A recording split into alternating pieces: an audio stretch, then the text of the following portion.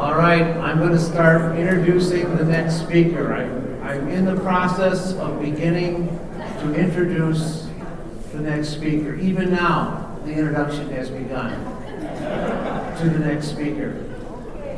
So we're well into the introduction now.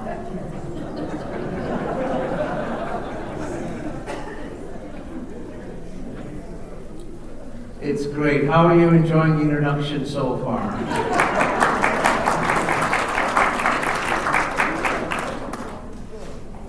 Our next speaker, Deacon Nathan Allen, not Nathan Allen, is one of the smartest people that I know. And that's only one of the reasons I don't like him. He came probably to about the third meeting of the Twin Cities Chesterton Society, which started over 18 years ago. We started the Twin Cities Chesterton Society before we started the American Chesterton Society. And he's been present since nearly the beginning and has always thrilled us with his knowledge of just about everything. I had the privilege of attending his ordination as a deacon. He was raised in Japan. His parents were missionaries there in the Missionary Alliance, evangelical, and Nathan has this uncanny gift for language. He can learn a language sort of by just looking at it. And he reads really fast and really a lot. He carries entire libraries with him and disposes of them because he can go through them so fast. And Joseph Pierce cannot write books fast enough. And that's how much he reads. He's been a speaker at the American Chesterton Society conference several times, comparing Chesterton with major literary figures from England. And he spoke here at this conference on Hamlet, and really we sort of had some great conferences here, but the Shakespeare conference was an especially cohesive one. And his talk on Hamlet was very memorable. And now he's going to talk about the College of Hard Knocks, Ronald Knox, and Robert Hugh Benson. Please welcome Reverend Mr. Nathan Allen.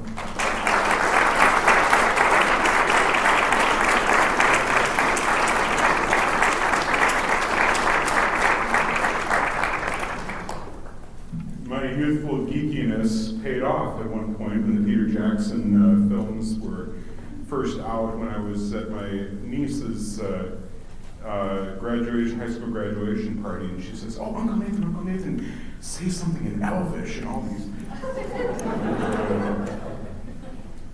So I recited the Elbereth poem. Well, today I want to introduce you, because we're talking, this whole conference is about points of light and readers. We've talked a lot about friendship, and that's the great thing about coming to this conference and seeing people that I have known from the Chesterton circles, and Joe Pierce in particular, and I see Dale all the time.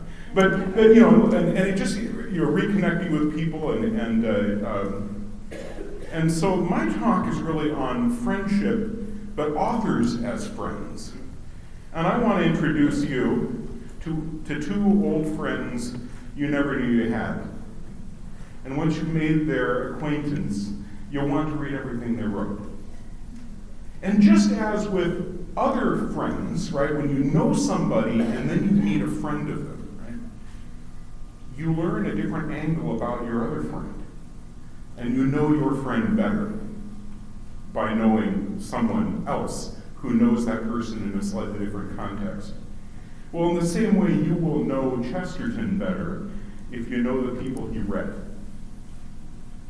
And you'll know yourself better when you know your friends. And your friends that I'm going to introduce to you, your two old friends that you never knew you had, Ronald Knox and Robert Hugh Benson. I mean, we've all had that experience, I think, of knowing someone who introduces us to a friend, right?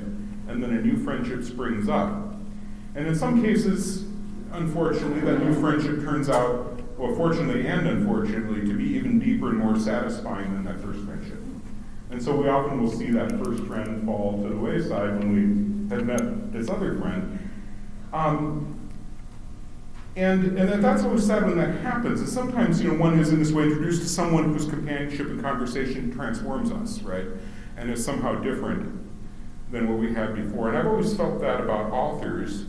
And there have been in my life authors that, have gone that way, where I don't read them anymore because I've met someone through them, perhaps, that to whom I have more of an affinity. I'm very happy to say that the author who introduced me to Ronald Knox has not gone that way, because the author who introduced me to Ronald Knox is none other than G.K. Chesterton. And it was through Ronald Knox that I was introduced then to Robert Hugh Benson. I've never tired of Chesterton's literary company, and I certainly do not see his works as merely the gateway to my acquaintance with the works of these other authors. But think about it. If I had never made Chesterton's literary acquaintance, I doubt I should ever have made that at Hilaire Belloc. And I can look on all the books on my shelf and see many other writers I've discovered in recent years whose acquaintance I owe entirely to Chesterton, and the profound influence he's had on me. And just as one can hardly imagine life without one's closest friends, so I can hardly imagine life without these authors. We wish to introduce our friends to each other, knowing that they will enjoy each other's company and sharpen each other's minds. And we feel the same way about our authors. And if we were present together at the same gathering in, say, 1928, with both Chesterton and Ronald Knox, Chesterton himself would make the introductions. It would have been more difficult for him to make an introduction to Robert Hugh Benson because Benson died in 1914.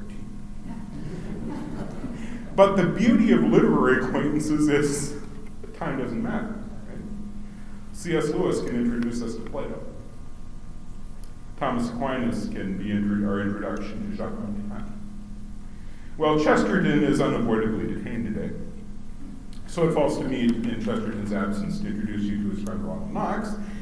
And of course, in Ronald Knox's absence, he's also unavoidably detained today, to introduce you to Robert Hugh Benson. We've all heard someone say, if you like that writer, you'll like this one. Sometimes they're right. Dale's former brother-in-law, Larry Norman, if you're raised an evangelical as I was, that's like learning that somebody was related by marriage to, Ringo Starr or something, Saw him reading C.S. Lewis and said, if you like Lewis, you'll like Chesterton even better. Okay? We've all seen that. Sometimes it's hard to see the connection. I'm often baffled by what Amazon.com thinks I might want to read. Based on what I bought in the past, it's best to keep them guessing. Wood once remarked, for example, that Belloc is just like Chesterton, only more so. And yet we all know Chestertonians who have never quite been able to warm up to Belloc. Baffling, but true. Those of us who have warmed to Belloc find that really hard to believe, and are quite certain that they're missing a great deal of joy and delight in their lives by not having warmed to him, but there it is. Not every Chestertonian is going to warm to Belloc, but I will go out on a limb here. And I will make the prediction that every Chestertonian who makes the literary acquaintance of Ronald Knox will find in him a kindred spirit to Chesterton. And every friend of Ronald Knox who through him makes the literary acquaintance of Robert Hugh Benson will likewise find a wise guide and kindred soul. And just as we know our own friends better, as I said, by knowing their friends, so we get to know these two great and sadly neglected writers, that we will get, as in getting to know these writers, will not only mean the enrichment of our own lives, but also the enrichment of our understanding of our other literary acquaintances. I've made such a point of belaboring the Chesterton connection, obviously, because I know many of you are yourselves Chestertonians, and in making his discovery, you probably come at him, like so many of us in the Twin Cities Chester Society, from very different angles. Many people come to Chesterton through his detective stories. They will find that Ronald Knox not only wrote detective stories himself, but together with Chesterton and a few other luminaries of the golden age of detective fiction, such as Agatha Christie and Dorothy Sayers and others, formed the Detection Club and set rules for their craft. If you read things before 1930, and then after 1930, when the Detection Club first started meeting, detective fiction changes. They set rules for their craft that still apply today, rules that are meant to ensure that the author plays fair with the reader. So that at the end of the book, you can go back and say, I should have spotted that. And you can go back and reread and find all the clues that lead to the conclusion. It wasn't like that before. Read the Sherlock Holmes stories. There's often a key clue that is not revealed until the very end, because the rules for the craft had not been written. Ronald Knox was important in that discussion. He actually wrote the 10 Commandments of detective fiction. Many people come to Chesterton for his works of apologetics, for his witty and incisive explanations of the truths of the faith and his answers to its critics and inquiries, and they will find the same in a great many of Knox's writings. And some come to Chesterton for his essays, for his insightful reflections on the moral, economic, social, and theological controversies of the day, which seem surprisingly to be the moral, theological, and social, and economic controversies of this day. They will find that in Knox too, who dealt with the same themes with wit, wisdom, and insight. Now, there's a world of difference in personality between the larger-than-life journalist and lecturer that we all know, who radiated such joy and good fellowship that even those who disagreed with him quite passionately enjoyed his company. There's a world of difference between this gregarious man who was Chesterton and the bookish, quiet, Eton-educated former Oxford Don turned Catholic priest who was Ronald Knox. A world of difference in their personalities, but if you find Chesterton to be good literary company, as I say, you will find Ronald Knox to be so as well. And as for Benson, and I belabored the point with Chesterton and Knox because they knew each other, but as for Benson, he and Knox were very much the same temper, and came, as we shall see in a bit, from very much the same background, the same class, the same education.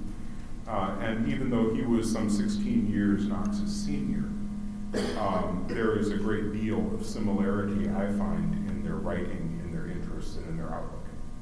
So, biographical details about these two writers.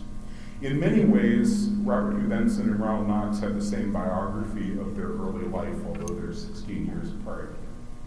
And I was sad that Joe Pierce has a wonderful book called Literary Converts. You probably have all bought it. If you haven't bought it, you must.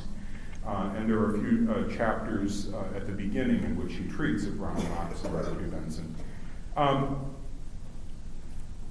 Benson, both of their fathers were bishops in the Anglican Church. Benson was born in November 1871, and his father was a clergyman in the Church of England, Edward White Benson, who actually served as Archbishop of Canterbury. So he was at the pinnacle of the Anglican hierarchy from 1883 to his death in 1896. So Benson moved in very exalted circles. If you know or care at all about English rules of precedence, the Archbishop of Canterbury enters the room after the royal dukes and before all the other dukes who aren't royals. Okay. So exalted circles to be the younger son of the Archbishop of Canterbury.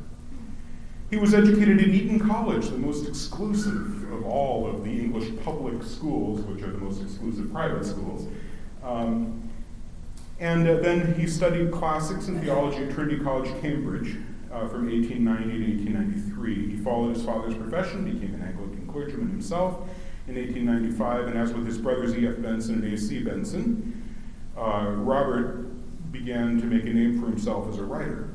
He published a collection, one of his early books was a collection of tales of the supernatural, and you might call them ghost stories, called The Light Invisible. It was written while he was an Anglican. the main character is a Catholic priest, but he leaves it deliberately ambiguous whether that means a Catholic or an Anglo-Catholic. Delightful stories, really a good read. After his father's death in 1896, Benson was sent on a trip to the Middle East to recover his own health. That often happened in those days. Whenever I get sick, I don't get sent to the Middle East. And while he was there, he began to question the status of the Church of England and to consider the claims of the Catholic Church. His own piety had tended toward the High Church or Anglo-Catholic tradition. And he had embraced, like all other Anglo-Catholics, the notion that went back to the Oxford movement a generation or two before, the so-called branch theory, that the Catholic Church subsisted in three branches, of course, the Roman, the Greek, and the Anglican. What he found in the Holy Land, however, was the startling realization that the Catholics and the Orthodox did not share this idea. He suddenly felt so very provincial, so cut off from the rest of Christendom. In the autobiography of his conversion, Confessions of a Convert, a book you will not be able to put down, Benson tells how when he wanted to celebrate the Anglican Eucharist in the Chapel of Abraham, quote, "We were not allowed to use the Greek altar. A table was wheeled in, and the vestments provided by the Anglican confraternity of the Blessed Sacrament. It was like this everywhere he went in the Holy Land." Another quote, "Every Eastern heretical and schismatical sect imaginable took its turn at the altar of the Holy Sepulchre, for each had at least the respectability of some centuries behind it, some sort of historical continuity. I saw strange, uncouth rites in Bethlehem. But the Anglican Church, which I had been accustomed to think of as the sound core of a rotten tree, this had no privileges anywhere. It was as if it did not exist, or rather it was recognized and treated by the rest of Christendom purely as a Protestant sect and of recent origin." He wondered if maybe religious life, the Anglo-Catholics were starting to discover all these things from the Catholic faith. He wondered if maybe religious life in one of the new Anglo-Catholic religious communities would satisfy his longing to be part of the Catholic Church without actually becoming, Catholic. And eventually he did obtain permission from his bishop to join the community of the Resurrection. Benson made his profession as a member of this community in 1901, but of course his doubts did not stop. He continued studies and his writing. The more he studied, the more he became uneasy with his own doctrinal position, and finally on September 11, 1903, he was received into the Catholic Church. This sent shockwaves through Anglo-Catholic circles. Not only was this relatively well-known Anglo-Catholic cleric hoping, to use the slang of their set, that this was the son of the Archbishop of Canterbury, had become a Catholic. As I said, Ronald Knox, his biography, early life biography, is very similar to that of Benson, only about 2 decades later. Ronald Knox, who was born on February 18, 1888, was also the son of an Anglican bishop. His father, Edmund Knox, became Bishop of Manchester in 1903. And like Benson, Knox was educated at Eton, studied theology at the other great English university, having won several scholarships at Balliol College in Oxford. He too was ordained an Anglican priest and was appointed chaplain of Trinity College, Oxford, a position he held until his conversion to the Catholic faith in 1917. Knox had a thorough grounding, as did every young man growing up in the context of the upper classes at that era, had a thorough grounding in the classics. He was, even before, in classical languages, as a boy, even before he studied at Eton and Oxford, From a very early age, Knox was fluent in Latin as in English. He used to, later in life, amuse himself by writing Latin acrostics. And he also had a thorough command of Greek and of French. His biography, Evil and War, relates the story which he describes as being of rather doubtful authenticity, but which is nonetheless illustrative, I think, of Knox's upbringing and early education. This is a quote from Waugh's biography, which is also worth reading. It's got a very straightforward title, Ronald Knox. When the two boys, he's referring to Knox and his brother Wilfred, aged 7 and 6 were taken to the sea, Wilfred asked, "Ronnie, do you consider that Xenophon's men cried Thalata or Thalassa?" And Ronald answered, "The latter." That story may, as Waugh said, be of doubtful authenticity, but it is certainly true that at the age of 10, Knox addressed a farewell ode to a school friend of his sister's who had been visiting for a few days and to whom the young Ronald took somewhat of a shine. 10-year-old Knox wrote, "Florens Jacobi cara sororebus, fortuna qualis mobilis inc abis, ic affuisti, quinque soles tempus et esse breve, and videtur," and so on for several stanzas. Bribed with chocolates, writes Waugh, he reluctantly and laboriously produced an English version. "O Florence James, to both my sisters dear, like fickle fortune, hence you go away. You here were present during the 5 long days, and lo, the time did seem to be right short." 10 years old. Knox was educated at Eton, as I'd said, the most exclusive of all English schools, and although the English public school system has been criticized for its tendency to stifle originality and creativity in its pupils, the story that Wilfred Sheed, in his wonderful introduction to P.G. Woodhouse's Leave It to Smith, novel Leave It to Smith, talks about the English public school system, and he says it was the school system kind of developed in the 1800s as if the whole idea was to make sure that Shelley and Byron should never happen again. But the idea of the school is to encourage respectability and conformity to the ideal of the gentleman. They were the training ground for the next generation of the upper classes. But Knox, at least, was never discouraged from excelling academically by a desire to conform, and far from being bullied by his contemporaries, which often happened in those schools. If you like Periander, you whacking the top of the cornfield off if it was too high. The tyrant of court. So I got to throw in classical allusions. So I'm talking about Knox and Benson.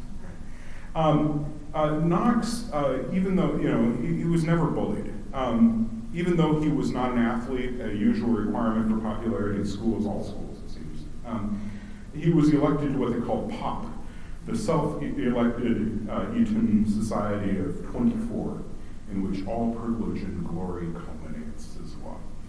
But by the sheer force of his personal charm, and Evelyn Waugh writes, at no stage of his life did he seek friends, they sought him. His popularity and his academic success continued in a brilliant career at Oxford, and as a young Anglican clergyman and chaplain at Trinity College, Oxford, Knox enjoyed some notoriety and plaudits for his well-received satires of modernism within the Church of England. He published a poem in the Oxford magazine called Absolute and a Bit of Hell, in the style of Dryden, who of course had written a poem called Absalom and Achitophel.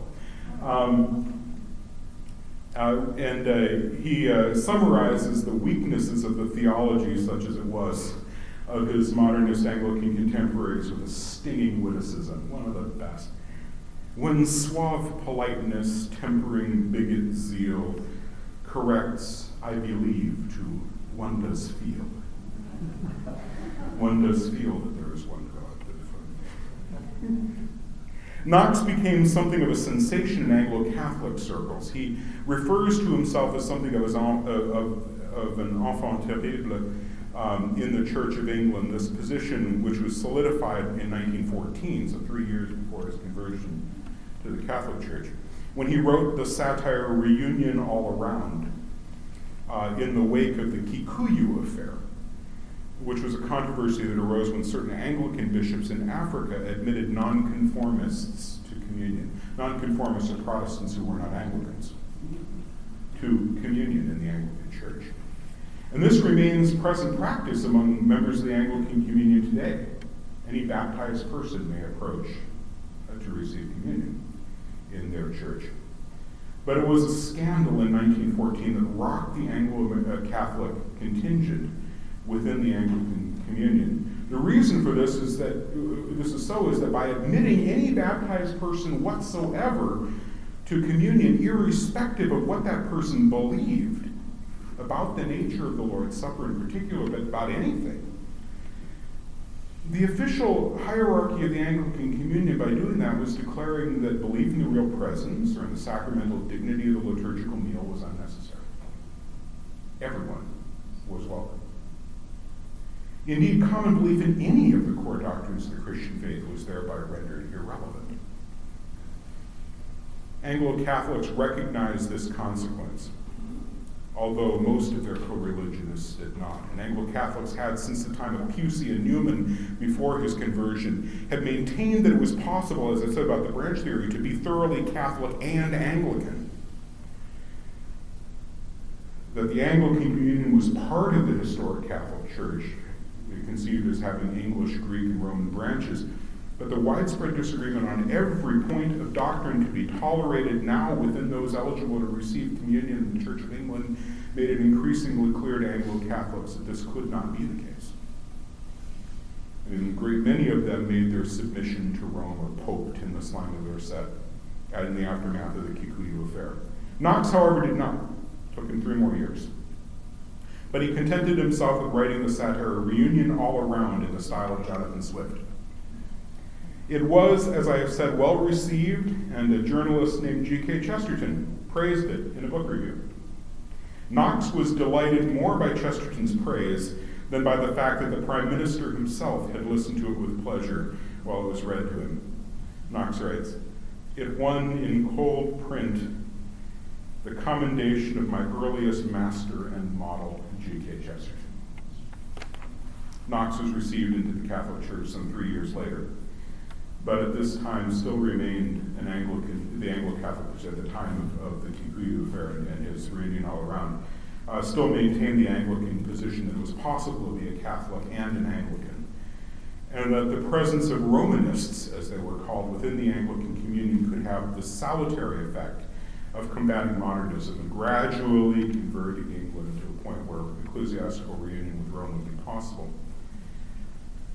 But in his autobiography of his conversion, another book titled, you should write down and note, it's called A Spiritual Aeneid.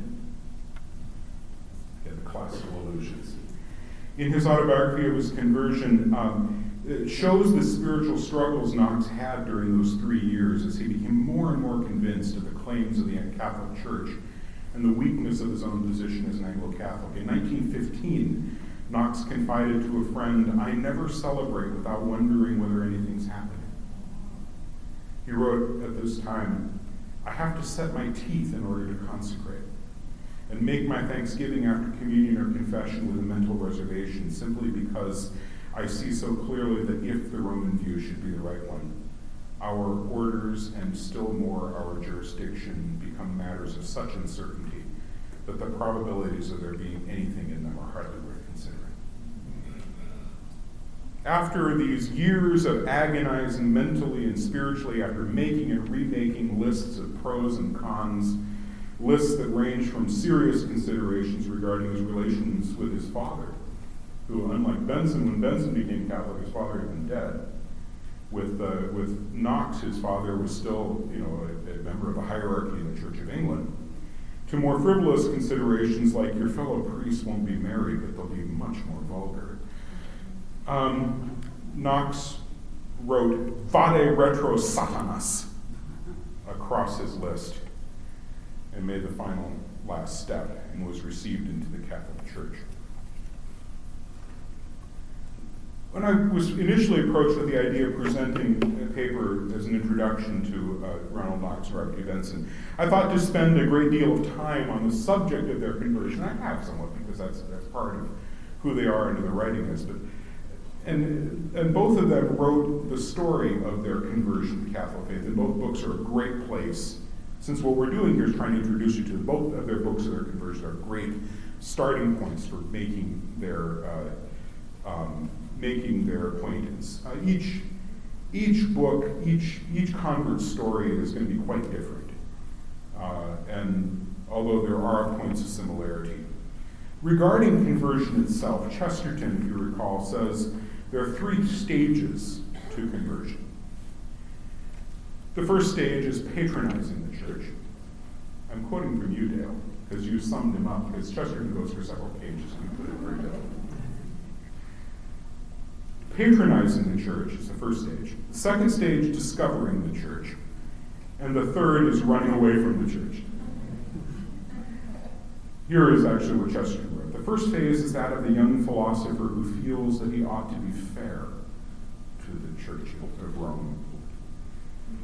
She cannot, after all, be as bad or as foolish as everyone has been saying. The second stage is that in which the convert begins to be conscious not only of the falsehood, but the truth. And is enormously excited to find that there is more of it than he would have ever have expected. It is, broadly speaking, the stage in which a man is consciously trying to be converted. And the third stage is perhaps the truest and the most terrible. It is that in which the man is trying not to be converted. In this second stage, as the prospective convert is taking great delight in learning what the Catholic Church really teaches, the real riches and depth to be found in her social teachings, for example, or her liturgy, or her great spiritual writers, he begins to wonder, as Chesterton wrote, whether the thing that everybody told him was too bad to be tolerable is not too good to be true. Knox writes about his sudden realization he had while reading a standard Protestant history of the papacy. Knox is writing this, a quote from the Spiritual Aeneid. I cannot remember it well enough to quote it, but the gist of it is this. He comments upon the extraordinary precision with which, time after time, the bishops of Rome managed to foresee which side the church would eventually take in a controversy, and plumped for it beforehand. The church fixes the date of Easter. The church decides that heretics need not be rebaptized. The church decides that the incarnate combined 2 natures in one person. But each time Rome, like Lancashire, thinks today what the world will think tomorrow. This uncanny capacity for taking the pulse of the church is ascribed by Milman, this author, partly to their geographically central location, and so on. And then it occurred to me, writes Knox, that there was another explanation.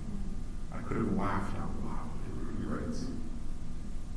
I'm reminded of my own older sister, who was theologically trained and grew up as an evangelical as I did, and has now become a Catholic.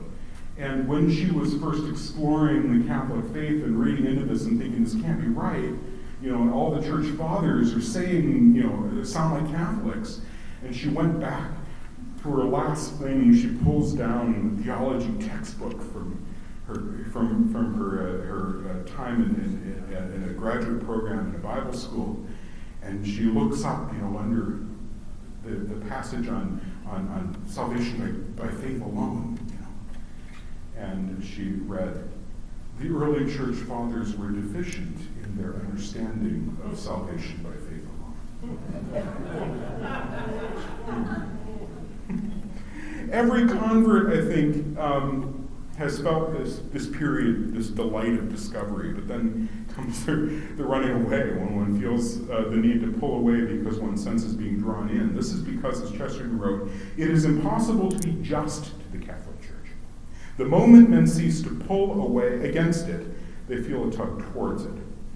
For Knox, the agonizing spirit that was this final phase of conversion lasted the better part of 3 years. For Chesterton, perhaps it was a good deal longer. If we date, covering the period from before 1908 when he wrote Orthodoxy to 1922, when he was finally received into full communion in the Catholic Church. But of course, there is also a fourth stage of conversion, and that is acquiescence. Robert Hugh Benson, in his Confessions of a Convert, described his sensations looking back, because someone had asked him to compare what he had the Catholic position with the Anglican position. He described his sensation of being like those of a man in a fairy story, who after wandering all night in a city of enchantment turns after sunrise to look back upon it and finds to his astonishment the buildings are no longer there. They had gone up like wraiths and mists under the light of the risen day. As Chesterton wrote, nothing is more amusing to the convert when his conversion has been complete for some time than to hear the speculations about when or whether he will repent of the conversion, when he will be sick of it, how long he will stand it, at what stage of his external exasperation, he will start up and say that he can bear it no more. The outsiders stand by and see, or think they see, the convert entering with bowed head a sort of small temple, which they are convinced is fitted up inside like a prison, if not a torture chamber. But all they really know about it is that he has passed through a door. They do not know that he has not gone into the inner darkness, but out into the broad daylight. It is he who is, in the beautiful and beatific sense of the word, an outsider. He does not want to go into a larger room because he does not know any larger room to go into. So, getting started. All right. I've digressed for some bit on the subject of conversion because, being a convert myself, the subject is of considerable interest to me. And both Benson and Knox have left us with the story of their own conversions, and both are, as I've said, a good place to make a start with their literary acquaintance. Benson's is called Confessions of a Convert, and Knox's story is called A Spiritual Aeneid.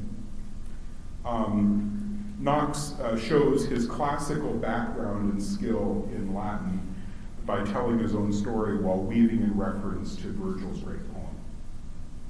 And, of course, both Knox's story and Virgil's are stories of a journey, and as Knox says, both end in Rome.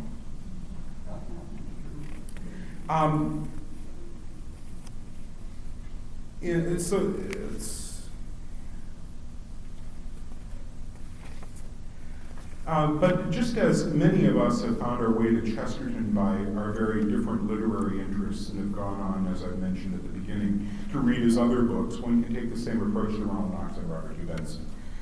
You may have found yourself reading Chesterton, Father Brown stories because you're a devotee of detective fiction, and then went on to read Orthodoxy and other books because you were so thoroughly enjoyed Father Brown and wanted to see what else he'd written. Perhaps it was the other way around. In any event, as I said, the same approach could be taken to both Ronald Knox and Robert Hugh Benson. Those of you who are devotees of detective fiction, I've talked about how, in the early 30s, Chesterton, Dorothy Sayers, Christie, Edmund Clark Bentley, a number of other writers formed a society called the Detection Club. And among the rules that they came up with, that you got to play fair with the writer, with the reader, no last-minute revelation of a clue, or worse yet, introduction of a character, even worse yet, introduction of the murderer. You'd never met this person before. Come on. I read a bad murder mystery once where, the murderer was somebody who was introduced in the last chapter but one. Not knowing the rules of the game. The reader should always have the sense at the end of the story that he should have been able to solve it. That it was there, I spotted that, I knew that was a clue, and I drew the wrong conclusion from it. That's what the reader should be able to do. And they, like I said, they changed the whole course of these stories. Among the 26 founding members of the Detection Club, again, was Ronald Knox. The members used to amuse themselves by playing a round-robin game, where one of them would start off the story. And they wrote these round-robin mysteries. One would start by writing the first chapter, then they'd send it on to another member who would write the second chapter. And then they'd send it on to another to write the third chapter, and so forth. And to ensure that they were all playing by the rules and had a purpose for everything in the story. When one member would start by writing each writer had to submit in a sealed envelope a solution to the mystery that made use of all the clues revealed up to that point. And so when you look at the solutions at the beginning, the ones writing the early chapters are wildly different. But eventually, about halfway through the book, it's always the same conclusion because they're following the rules. One of them, and you can find this in used bookstores, I've seen it a number of places, so if you love this kind of stuff, I have 6 of their round-robin mysteries on my shelves. But one of probably the most famous is called The Floating Admiral, to which Chesterton himself submitted a chapter, the introduction part. And it includes chapters by Christie, Bentley, Sayers, and Ronald Knox. Ronald Knox's chapter is called 39 Articles of Doubt. You know, the Anglican Communion, the summation of Anglican theology such as it is found in a document called the 39 Articles of Faith. So, the 39 Articles of Doubt.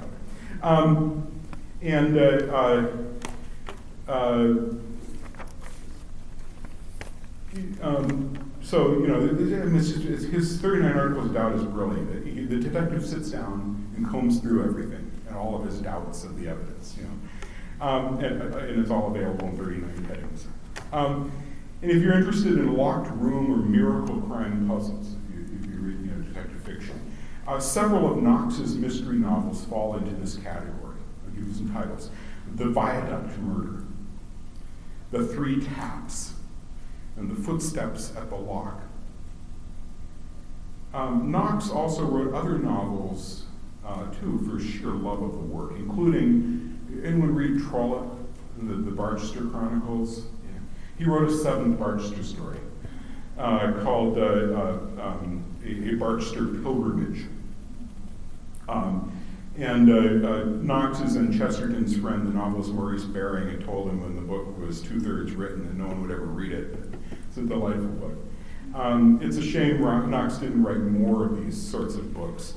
But as a busy priest and writer, he had more important things to do, I suppose. So, Benson, for his part, never wrote any mystery stories. I mean, the ghost stories of Light Invisible, supernatural, and they are very memorable. And The Light Invisible also had a profound influence on young Ronald Knox and his ultimate Aeneid to the Catholic faith. But Benson's probably most famous novel that people know that's not one of his hunted priest potboilers, and we'll talk about them in a minute, is a novel called Lord of the World, and that is in print. Lord of the World is one of the first examples of what has become known as dystopian literature, written at the beginning of the 20th century, that most dystopian of centuries. And tells the story of a future where the Catholic Church is persecuted, a one-world secular humanist government prevails. The Church basically, they bomb Rome and destroy, the Catholic Church is destroyed. Their 3 cardinals survive because they aren't there, and they elect one of their members to be the Pope. And the funny thing is, the Pope is a dead ringer for the Antichrist character who heads the one world government. Anyway, it's a wonderful story. And it ends, of course, with the return of Christ at the end of the world, who's the real Lord of the world, not the person that everybody thinks is the Lord of the world. Right. Now, some are drawn to Chesterton by his works of apologetics, right, and are particularly impressed with his clear and witty and insightful explanation of Christian faith. Knox is the author of one of the best short introductions to the Catholic faith. It's called The Belief of Catholics, and that's in print. But he also wrote a great many accessible books on the faith, drawn for the most part from his sermons and his work as a much-in-demand retreat master. For priests, there are 2 retreat books that are very helpful, I think, for anyone in ministry. Retreat for Priests,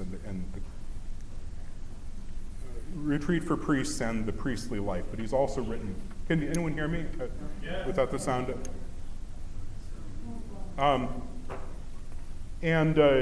Then, or is this just telling me that my time is up? But for those who are looking for materials explaining the faith to young children, Knox wrote a couple of books that will not talk down to them. That's the great thing about Tolkien. He insisted a child's book, as The Hobbit was, written initially for his children, should not talk down to children. Because even if the children don't understand the words, they would embrace and be elevated by the language. And so, I mean, one of my favorite things as a child from The Hobbit was the recurring reference early in the book to baggages, packages, parcels, and paraphernalia. I didn't know what those words meant, but it was just kind of tripped along, right? Well, Knox does not talk down to children. He talked about the faith in books that he had written initially. They were a series of homilies for 14-year-old schoolgirls.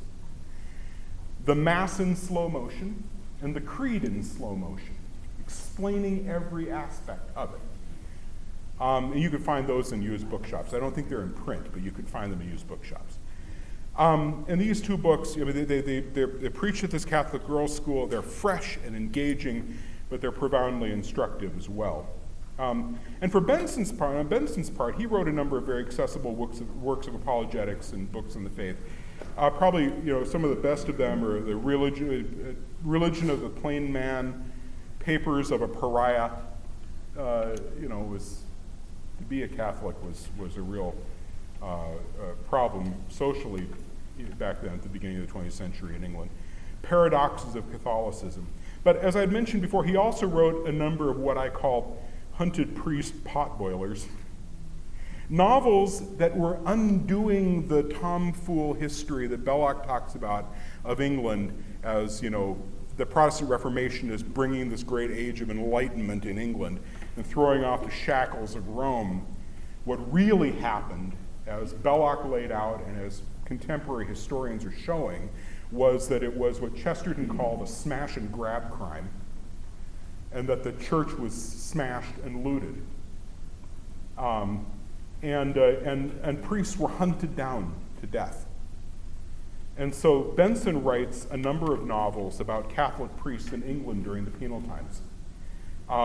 When it was death to be a Catholic priest, and they were smuggled in, trained at Douay as martyrs, and sent to England to minister as long as they could until they were caught, tortured, and killed.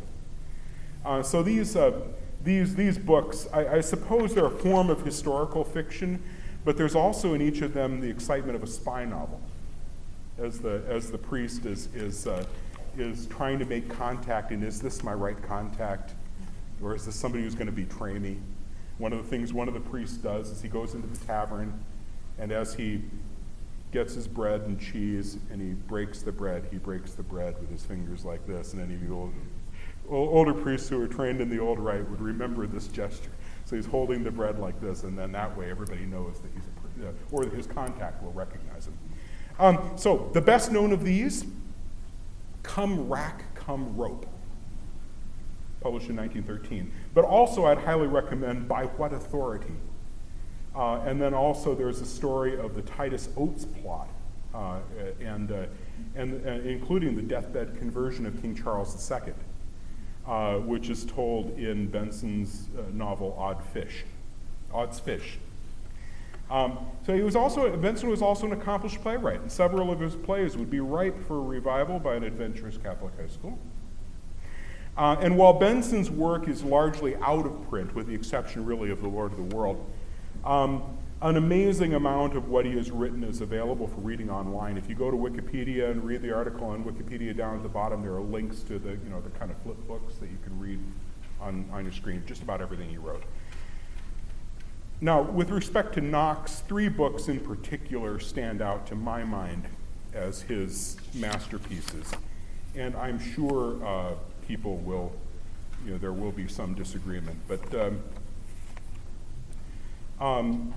the first is his novel, Let Dawn's Delight, which is hard to come by. Delightful book. The story follows the history of Oxford from the Reformation to shortly before World War II.